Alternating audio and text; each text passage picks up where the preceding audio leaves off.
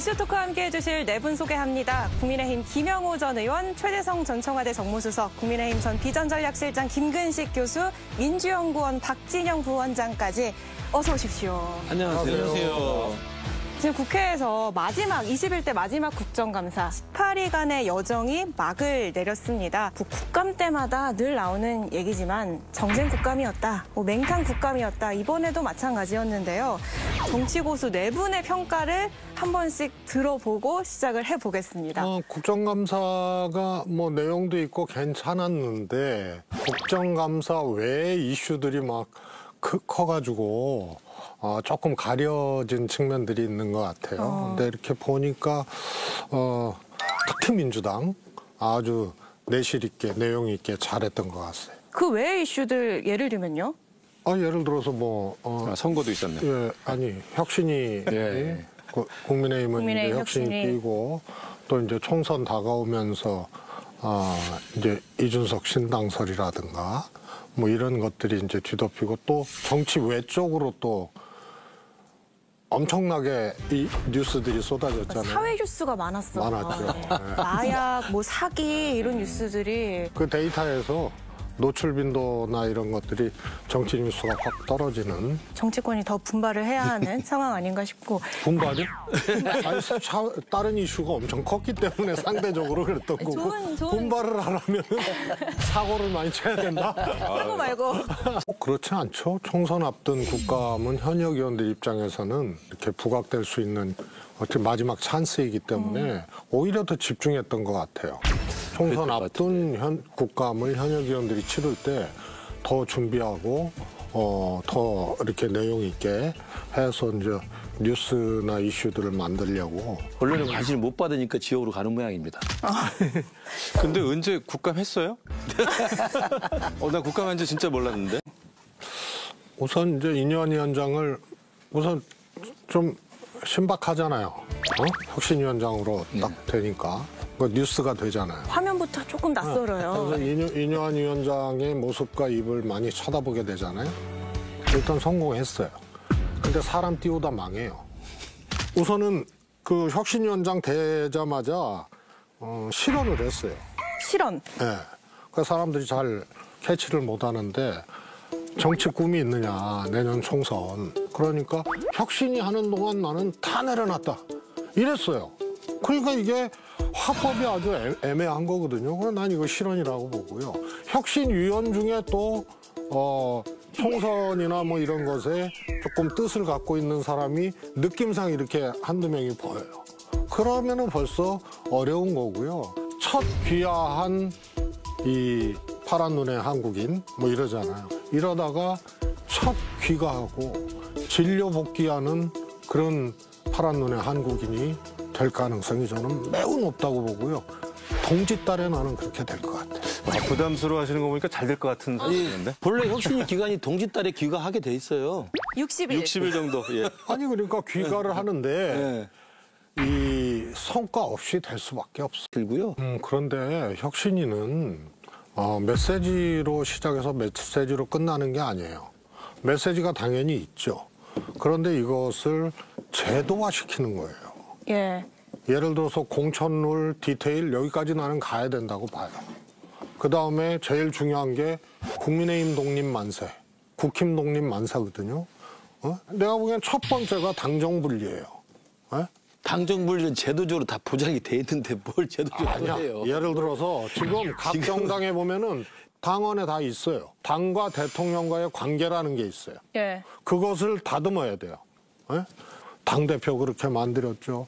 정무수석이 와서 그냥 막 1등하고 있는 당대표 주자 그냥 직접 막 날려버리고. 그런 건 제도적인 게 아니에요. 제도적으로 제도를 뛰어넘어서 한 거니까. 근데 이거를 보면은 의견이 저는 엇갈리네요. 좀 그럼요. 희망적인 거는 저는 이준석 대표가 얘기 잘했대. 부당하게 당무에 개입하거나 당에 개입하면 출당시키겠다. 이런 거를 제도화시켜야 되는 거예요. 그러면은 부당한 개입이라든가 이런 거 못하게 됩니다. 통합이 첫 번째 혁신위의 과제가 된다. 이거는 조금 안 어울려요. 그거는 당내적으로 그냥 할 수 있는 건데 혁신위에서 통합책을 내놓는다? 안 내놓으라는 보장은 없지만 그게 1호 안건이라는 게 못내 아쉬워요. 강서 선거의 패배로 인해서 어떤 혁신이기 때문에 제일 과제는 용산으로부터의 독립을 어떻게 할 거냐. 이거거든요. 그러면은 그것을 우선 천명을 하고. 강서 선거에서 진 거는 용산에 의한 용산의 선거였기 때문에 민심이 더 그냥 분노하고 폭발했던 거기 때문에 이거로부터 우리가 독립해서 선거를 치르겠다. 그러려면 낙하산 공천을 어떻게 막아낼 것이냐. 이걸 어떻게 제도화할 것이냐. 이런 게 나는 첫 번째 과제가 돼야 돼요. 예. 아니죠. 근데 그 말씀도 일리는 있지만 용산의 생각이 뭔지를 모르잖아요. 네?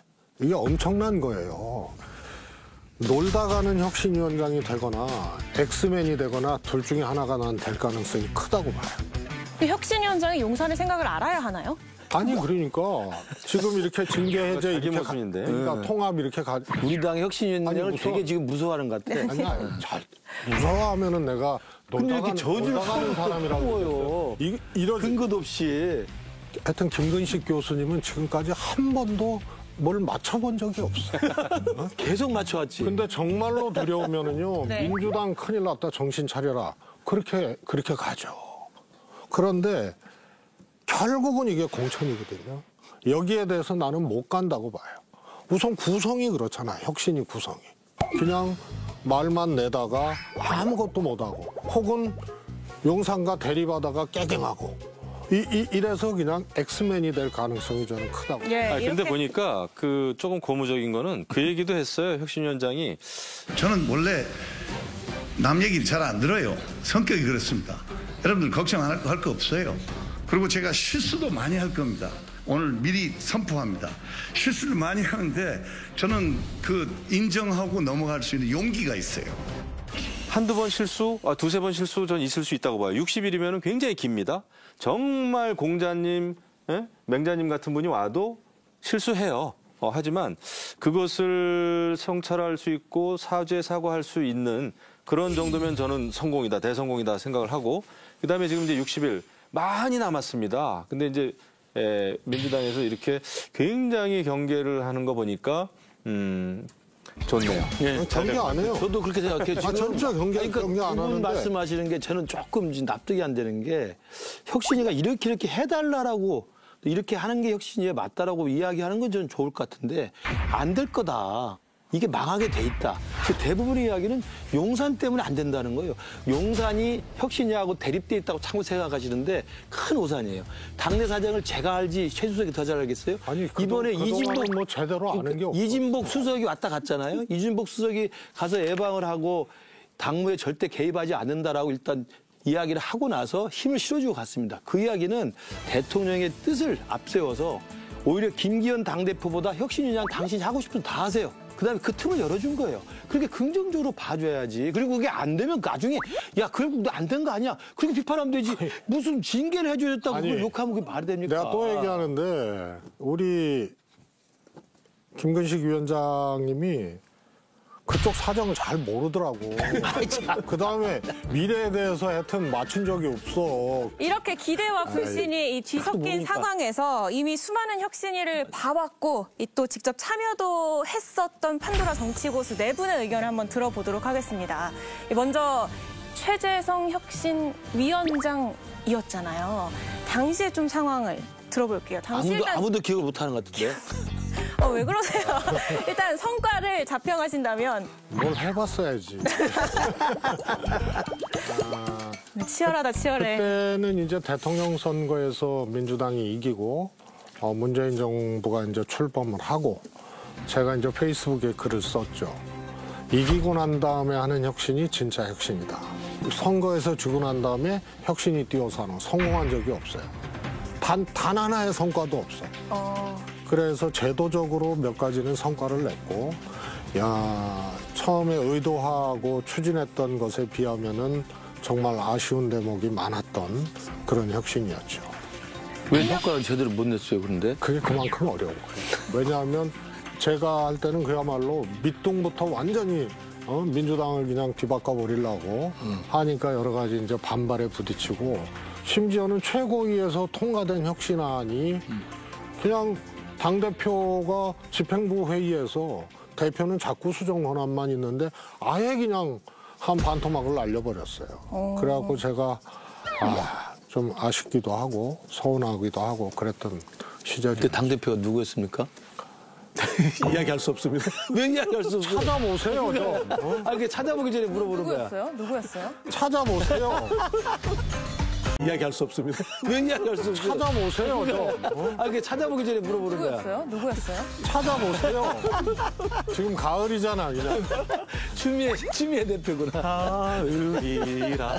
이는 뭐 최재성 혁신이보다 거의 다 기억이 없어요. 그런데 마음에 담고 계셨네. 굉장히 속상하셨나 봐요. 인현 혁신이가 반면 교사 삼아서 잘 할 수 있을지 살펴보려고 하는데요. 이번 혁신이 활동에 예상 점수를 매기는 걸로 좀 주제를 마무리해 볼까 합니다. 예상 점수요? 네, 예상 점수와 관점평 한 줄로 정리를 해보겠습니다. 뭘 줘야지.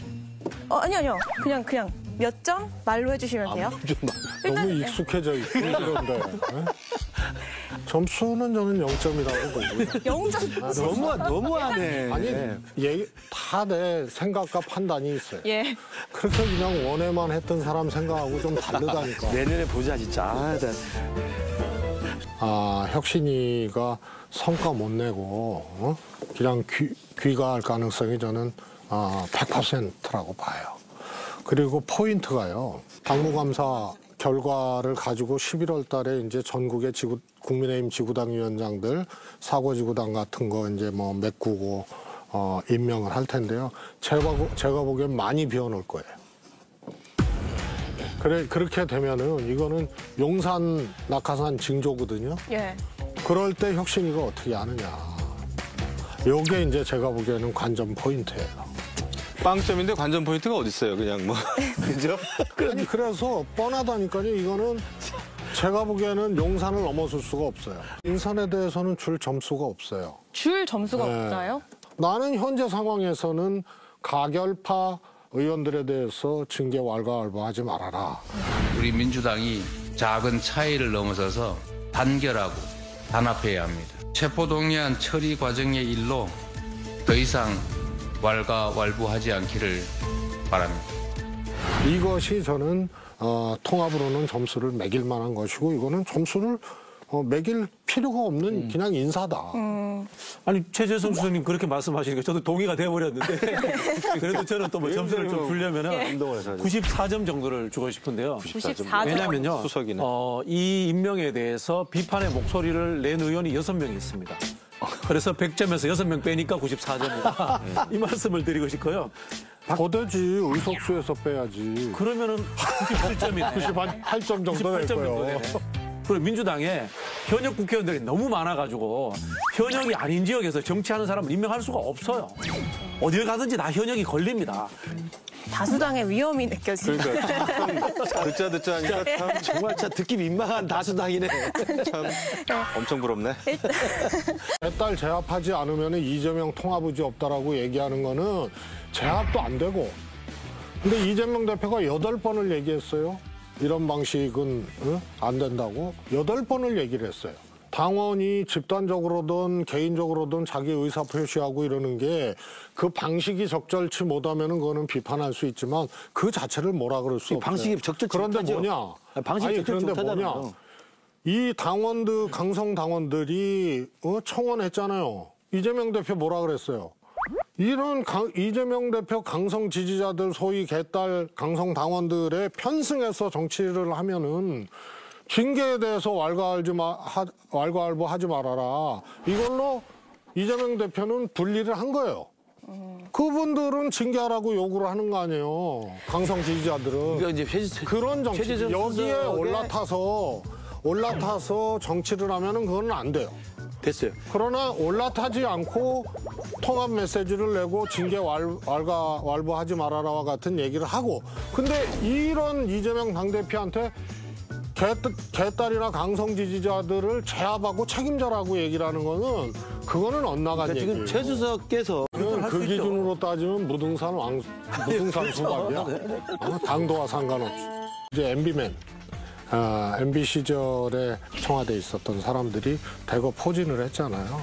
공동정권이라고 할 수는 없지만 이미 친화적인 친화적인 시스템이 구축이 됐기 때문에 저만 밖에서 놀고 있나 봐요. 그린 것 같은데. 아니 그건 이제 선출직 정치인이니까 대통령 박정희 대통령 추도식 하거나 그다음에 이명박 대통령 뭐 4대강 가시거나 이런 거는 그 두 분 대통령이 결정해서 간 거고 문재인 대통령이 정치적으로 뭐 메시지를 내거나 이런 거는 문재인 대통령이 얘기할 수밖에 없는 상황이죠. 끌어들인 거죠. 윤석열 정부에서.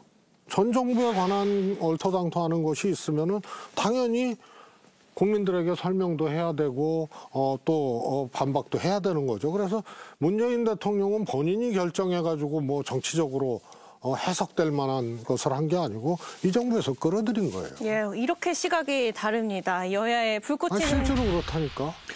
불꽃 튀는 이슈 토크. 여기까지 듣겠습니다. 이 진실을 여는 시간 판도라 다음 주 월요일 밤 9시 10분에 찾아뵙겠습니다. 시청해주신 여러분 고맙습니다.